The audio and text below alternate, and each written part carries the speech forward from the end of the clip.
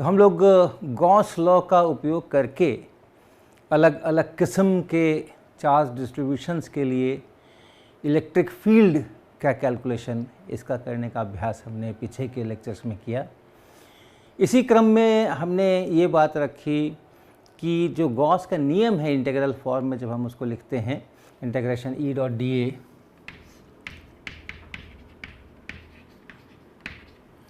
बराबर charge enclosed inside that Gaussian surface by epsilon naught, ये हर तरीके के सरफेस के लिए सही होता है और हर चार्ज डिस्ट्रीब्यूशन के लिए सही होता है। लेकिन अगर चार्ज डिस्ट्रीब्यूशन में एक कुछ खास प्रकार की सिमेट्री हो, स्फेरिकल सिमेट्री हो, प्लेनर सिमेट्री हो, सिलेंड्रिकल सिमेट्री हो, और हमने अपना जो सरफेस चुना है इस इंटीग्रेशन के लिए वो एक ख़ास ढंग से चुने, तो हम इसका कैलकुलेशंस कर सकते हैं और उसके आधार के ऊपर इस इंटीग्रेशन को परफॉर्म करके इलेक्ट्रिक फील्ड का मान निकाल सकते हैं अलग अलग बिंदुओं पे। तो कई बार ऐसा होगा कि जो चार्ज डिस्ट्रीब्यूशन है उसमें देखने में ऐसी कोई सिमेट्री नज़र नहीं आएगी, लेकिन उसको भी एक से ज़्यादा चार्ज डिस्ट्रीब्यूशंस के सुपर इम्पोजिशन के रूप में बनाया जा सकेगा अगर परिस्थितियाँ अनुकूल हुई, और हर अलग अलग चार्ज डिस्ट्रीब्यूशन के लिए इसका उपयोग कर सकते हैं।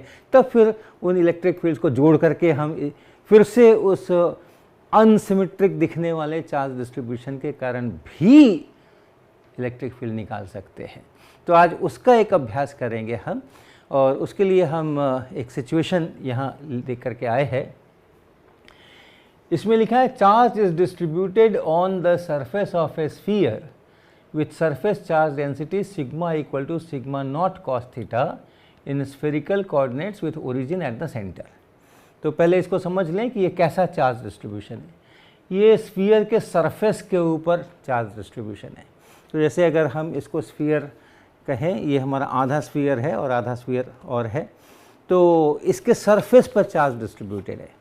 ओरिजिन इसके सेंटर पर हम लेकर के स्फेरिकल पोलर कोऑर्डिनेट्स का इस्तेमाल करेंगे। तो मान लीजिए हमने ओरिजिन से और एक पॉइंट यहाँ लेकर के जेड एक्सिस बना लिया, तो उससे अगर हम थीटा एंगल पर है और उस स्फीयर के कहीं पर एक पॉइंट पर पहुँचते हैं, और एक पॉइंट पर नहीं पहुँचेंगे, अगर केवल थीटा हमें फिक्स किया गया है, फाई कुछ भी हो सकता है, तो फिर हम एक ऐसे रिंग पे जाएंगे, ऐसे रिंग पे जाएंगे इस तरह से। अगर जेड एक्सिस मेरा यहाँ पर है और ओरिजिन मेरा यहाँ बीच में सेंटर में है, और उस जेड एक्सिस से थीटा बनाते हुए हमें रेडियस खींचना है, और थीटा हम किसी भी तरफ बना सकते हैं, उतना ही एंगल जेड एक्सिस से किसी भी तरफ बना सकते हैं। तो ये पूरा जो एक रिंग है, ये पूरा एक ख़ास थीटा के लिए है। थीटा बराबर 0 लेंगे तो हम यहाँ पर होंगे बिल्कुल जेड एक्सिस पर।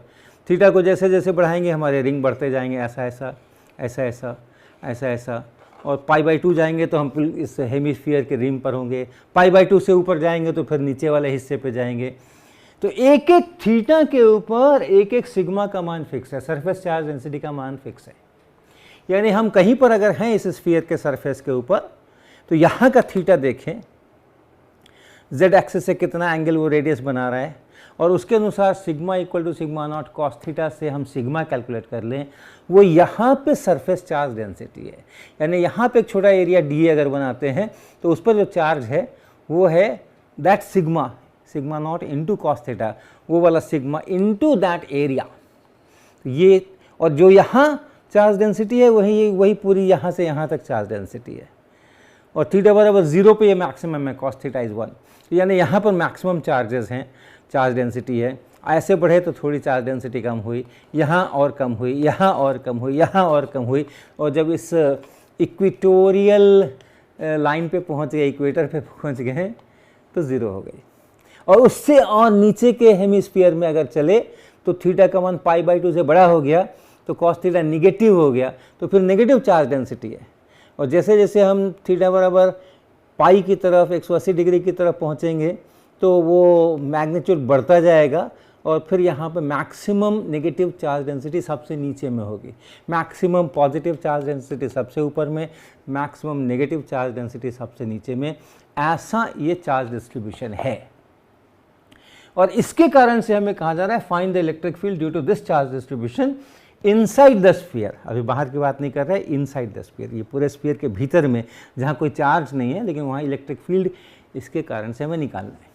तो अगर हम 2 डायमेंशन में इसको प्रोजेक्ट करें तो हम ऐसा दिखाएंगे, ये स्फीयर है, ध्यान रखिएगा, ये ऐसा स्फीयर है, ये हम सर्कल बनाते हैं लेकिन उसको आप स्फीयर समझिएगा, ये ऐसा स्फीयर है, ये वो टॉप पॉइंट है और यहाँ ओरिजिन है और ये जेड एक्सिस है, ये जेड एक्सिस है, और यहाँ से थीटा एंगल बनाते हुए हम यहाँ तक ले जा रहे हैं, लेकिन ध्यान रखिएगा ये पूरा ऐसा स्फीयर है तो हम कहीं पर भी ले जा सकते हैं, टर्मिनेट कर सकते हैं।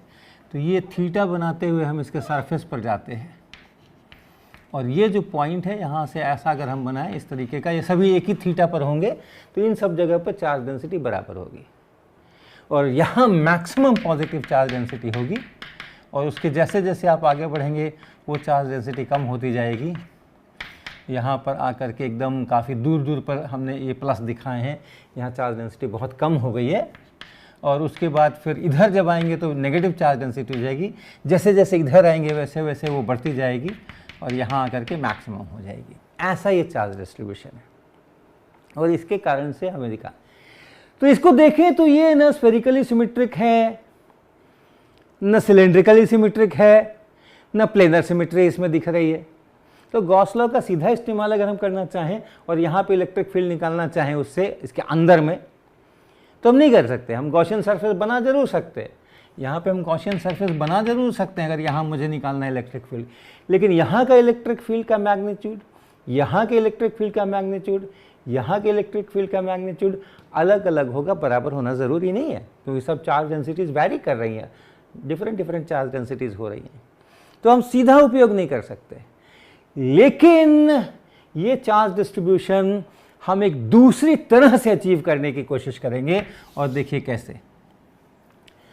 फर्ज कीजिए कि हमारे पास एक स्फीयर है जो कि पूरी तरह से अंदर अंदर तक उसमें वॉल्यूम में चार्ज डिस्ट्रीब्यूटेड है और वॉल्यूम चार्ज डेंसिटी है रो। तो एक पूरा स्फीयर है ऐसा, ये पूरा स्फीयर है और उस पूरे स्फीयर के अंदर में पॉजिटिव चार्ज भरा हुआ है, पॉजिटिव चार्ज पूरे में भरा हुआ है सरफेस तक, ओरिजिन से सरफेस तक हर जगह ये पूरे वॉल्यूम के अंदर में ये भरा हुआ है और इसकी जो चार्ज डेंसिटी है वो मान लें कि रो है या रो नॉट है। और आइडेंटिकल ऐसा ही एक और स्फीयर है और उसके वॉल्यूम में इसी मैग्नीट्यूड का नेगेटिव चार्ज डेंसिटी भरा हुआ है और उन दोनों स्फीयर को एक दूसरे के ऊपर फिट कर दिया।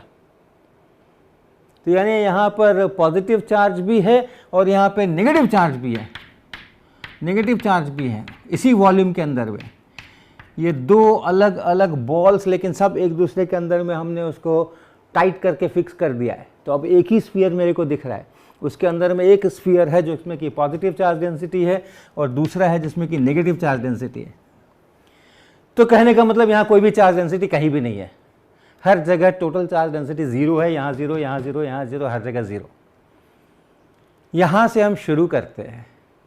ये जो पॉजिटिव चार्ज वाला स्फीयर है उसको धीरे से एक छोटा सा डिस्टेंस डेल्टा ऊपर की तरफ खिसका देते हैं, नेगेटिव को वहीं छोड़ देते हैं।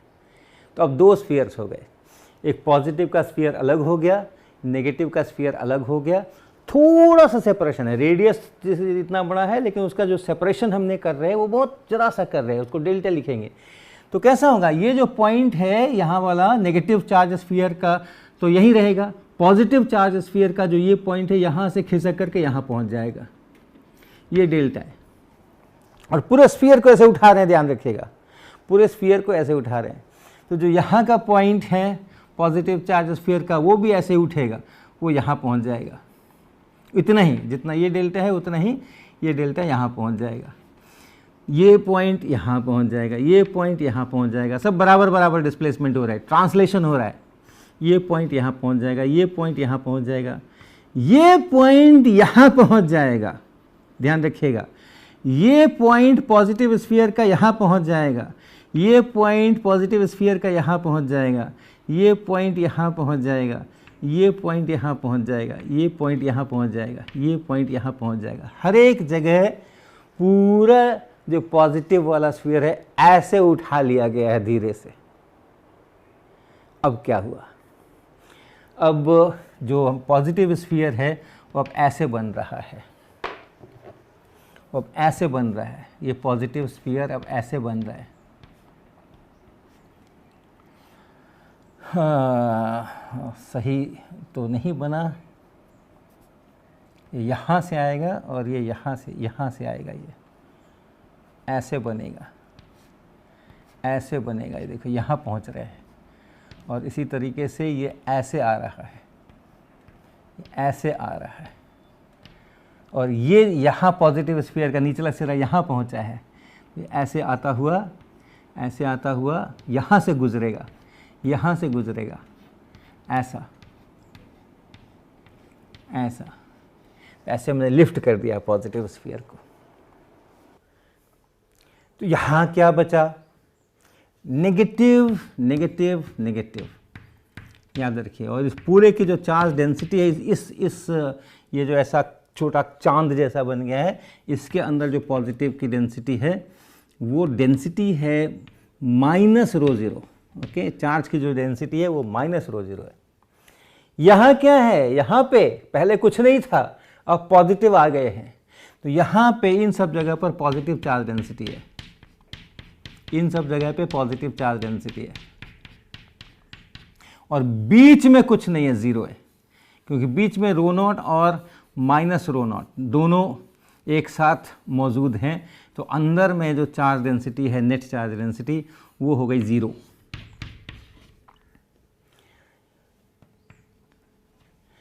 तो देखिए, ये अगर डेल्टा बहुत छोटा है तो सब मिलके एक स्फीयर दिखाई देगा।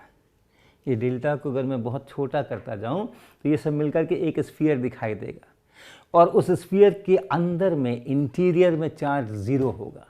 जैसे यहाँ पे अंदर में इंटीरियर में चार्ज 0 है, उसका जो ऊपर का हिस्सा है ऐसा θ=0 के आसपास का हिस्सा है, वहाँ पर पॉजिटिव चार्जेस होंगे। ये ऊपर का जो हिस्सा है यहाँ पे पॉजिटिव चार्जेस हैं, जो नीचे का हिस्सा है वहाँ पर नेगेटिव चार्जेस हैं, जो नीचे का हिस्सा है वहाँ पर नेगेटिव चार्जेस हैं। सरफेस चार्ज डेंसिटी यानी charge per unit area, charge per unit volume यहाँ दे रखा है, लेकिन अगर ये डेल्टा बहुत छोटा है और इसको हम एक सरफेस की तरह ट्रीट कर सकते हैं, इस पूरे को, इस थिकनेस को अगर मैं बहुत छोटा कर दूँ तो ये पूरा सरफेस बन जाता है। तो अब अगर हम एक इस सरफेस पर एक डेल्टा ए लेते हैं, ये हमने डेल्टा ए लिया, ये हमने डेल्टा ए लिया, तो इतनी दूर के अंदर जो चार्ज है वो हम कहेंगे कि इतने सरफेस के ऊपर चार्ज है। तो इसका हम वॉल्यूम लिख सकते हैं यहाँ पर। ये अगर डेल्टा ए लिया है और ध्यान रखिए हमने ऐसे ऐसे लिफ्ट किया है इसको, कहीं पर भी आप देखेंगे तो हमने इसको, इसका थिकनेस अगर देखेंगे, ये अगर केंद्र है तो इसका थिकनेस ये आएगा, ये थिकनेस आएगा, ये थिकनेस यहाँ पर, ये थिकनेस यहाँ पर सबसे ज़्यादा है, यहाँ उससे कम है, यहाँ उससे कम है, ये थिकनेस। यहाँ पे वो थिकनेस है ही नहीं, 0 ही है, यहाँ पर फिर उलट गया है मामला। तो ये थिकनेस है। तो यहाँ अगर हमने एक डेल्टा ए लिया है यहाँ पर और उस डेल्टा ए को और इस थिकनेस से मल्टीप्लाई कर दें यहाँ पे, तो इसके अंदर जो चार्ज है वो चार्ज हो गया डेल्टा क्यू कह सकते हैं उसको हम। ये हो जाएगा ρ0 इंटू ये वॉल्यूम। अब ये वॉल्यूम कितना है, तो ये थिकनेस इंटू एरिया, तो एरिया तो हमने ले लिया। अब ये थिकनेस कितनी है, तो ये है, ये जो शिफ्ट हुआ है वर्टिकल ऊपर शिफ्ट हुआ है, ये है मेरा डेल्टा और ये z एक्सिस है, इसके साथ जो एंगल है वो है थीटा। तो यहाँ भी जो एंगल बन रहा है ये वाला एंगल, ये बन रहा है थीटा। और आप देखिए ये डेल्टा है और ये ऐसे परपेंडिकुलर गया है, सरफेस के परपेंडिकुलर ये, तो यहाँ पर ये थीटा है, यहाँ ये 90 है। तो ये जो थिकनेस है, थिकनेस दाव वो हो गई डेल्टा इंटू कॉस थीटा। ये थीटा है, ये डेल्टा है और ये थिकनेस है। यहाँ पे एक राइट एंगल ट्रायंगल बना हुआ है, डेल्टा इंटू कॉस थीटा, ये थिकनेस बनेगी। तो थिकनेस की जगह हम लिखेंगे ये इतना। तो इसलिए यहाँ पे इस डेल्टा ए को मल्टीप्लाई करेंगे डेल्टा कॉस थीटा से, ये वॉल्यूम बन गया, ये इतना इसका वॉल्यूम बन गया। और इस वॉल्यूम में कितना चार्ज है, रो नॉट इंटू दिस, इतना चार्ज है। और अगर हम इसको सरफेस बोल रहे हैं तो ये जो डेल्टा ए सरफेस है उसी पर ये सारा चार्ज है। अगर इस पूरे थिकनेस को हमने कम करके और इसको एक सरफेस बोल रहे हैं और उस सरफेस पे ये डेल्टा ए देख रहे हैं, तो इस डेल्टा ए के करस्पॉन्डिंग कितना चार्ज है यहाँ पर, तो वो इतना चार्ज है। तो एक सरफेस चार्ज डेंसिटी बन रही है, इंटीरियर में चार्ज डेंसिटी 0 है, केवल सरफेस पर चार्ज है, और वो सरफेस पर जो चार्ज डेंसिटी है वो है delta Q divided by delta A, और वो कर देंगे तो ये हो जाएगा rho naught into delta into cos theta. और इसको अगर मैं सिग्मा नॉट बोल दूं तो ये हो गया सिग्मा नॉट कॉस थीटा। तो ये चार्ज डेंसिटी वही है जो ये चार्ज डेंसिटी है, और इसलिए इसके कारण से अगर मुझे इलेक्ट्रिक फील्ड चाहिए तो इन दोनों स्फीयर्स के कारण से इलेक्ट्रिक फील्ड लिख के मैं जोड़ सकता हूं। जो पॉजिटिव चार्ज स्फीयर है उसके कारण लिखो, जो नेगेटिव चार्ज डिस्ट्रीब्यूशन है उसके कारण लिखो, ऐड कर दो तो इसके कारण से निकल के आ जाएगी। रो नॉट इंटू डेल्टा की जगह पे हमें सिग्मा नॉट लिखना है। तो करें हम लोग, एक हमारे पास में ये पॉजिटिव स्फीयर है और एक हमारे पास में नेगेटिव स्फीयर है, और वो थोड़ा सा शिफ्टेड है। ये नेगेटिव स्फीयर हो गया और ये पॉजिटिव स्फीयर हो गया, थोड़ा सा शिफ्टेड है ऐसा।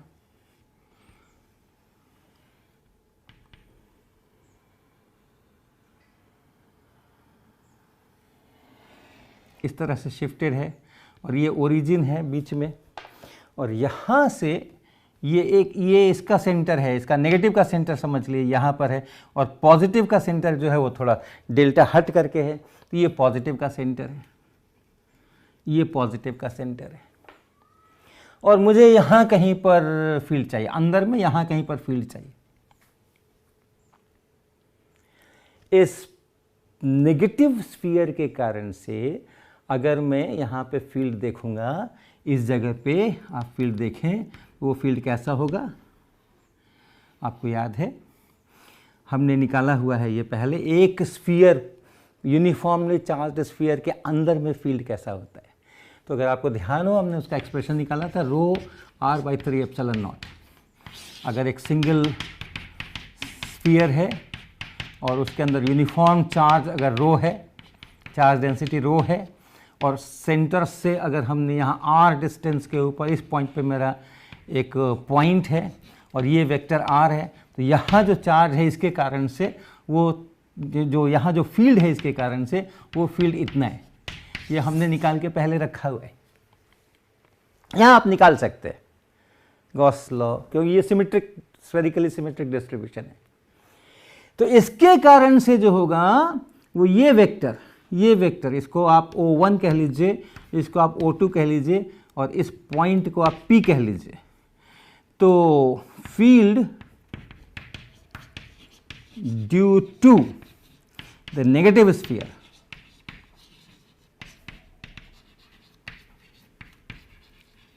याद रखिए नेगेटिव चार्ज है, तो वो हो जाएगा E1 बराबर माइनस रो नॉट, और ये वेक्टर O1P ये वेक्टर, और डिवाइडेड बाई 3 एप्सिलॉन नॉट। इसका इस्तेमाल कर रहे हैं। ये R वेक्टर है जिस चार्ज स्फीयर के अंदर से आप लेना चाह रहे हैं उसके केंद्र से और उस पॉइंट तक का वेक्टर R है। तो हम नेगेटिव स्फीयर के कारण से यहाँ पे फील्ड लिख रहे हैं। तो नेगेटिव स्फीयर का जो सेंटर है वहाँ से और P तक का जो वेक्टर है ये O1P वेक्टर ये लिख रहे हैं, और चार्ज की जगह पे माइनस रो नॉट लिख रहे हैं। इसी तरह से पॉजिटिव के कारण से जब लिखेंगे तो ये चार्ज एक्चुअली ये जो फील्ड होगा वो इस तरफ को आएगा। इस पॉजिटिव के कारण से अगर आप लिखते हैं field due to the positive sphere, वो अगर आप लिखेंगे E2, तो इसी प्रकार से ये बनेगा ये O2 से शुरू करेंगे, ये वाला वेक्टर बनेगा, इधर की तरफ फील्ड का डायरेक्शन भी होगा, तो ये होगा रो नॉट O2P वेक्टर और divided by epsilon 3 epsilon naught. और इन दोनों को हमें ऐड करना है, इन दोनों को हमें जोड़ना है,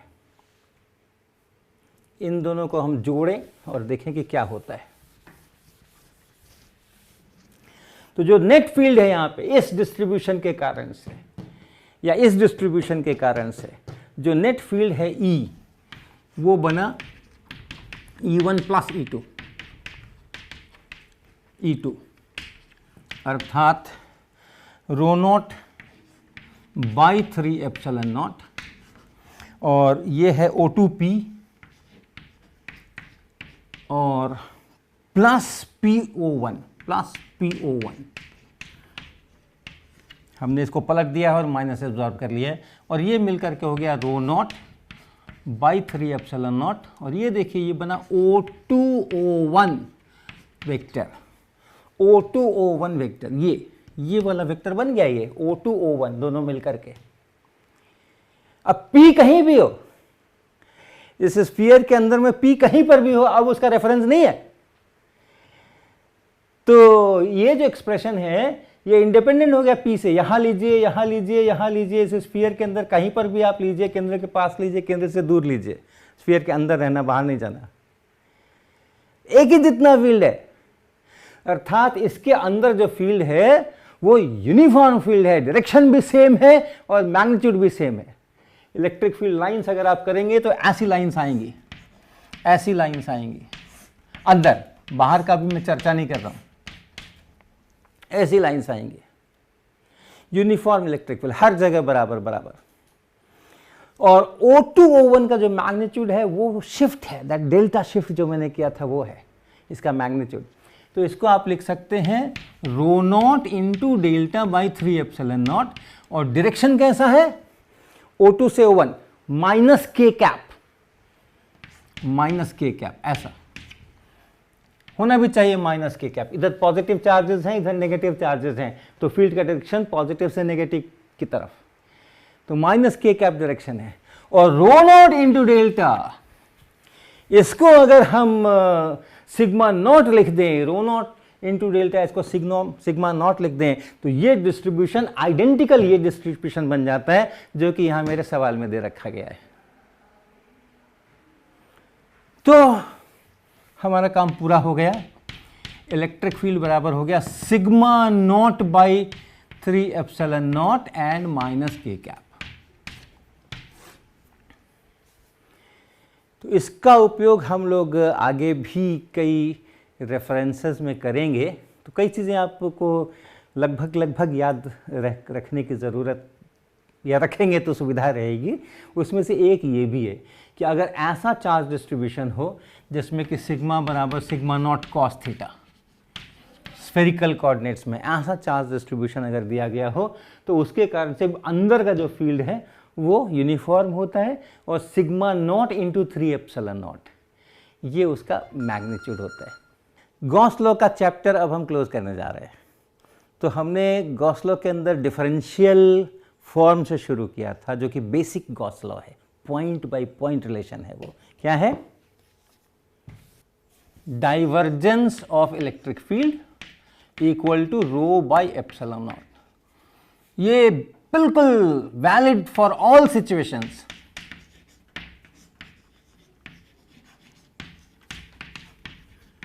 ऑल सिचुएशंस का क्या मतलब है? यहां पे हम क्लासिकल इलेक्ट्रोडायनेमिक्स या इलेक्ट्रोमैग्नेटिज्म कर रहे हैं। आप कहो कि प्रोटॉन के पास, न्यूक्लियस के पास क्या हो गया, इलेक्ट्रॉन के शेल के भीतर क्या हो गया, वो नहीं कर रहे।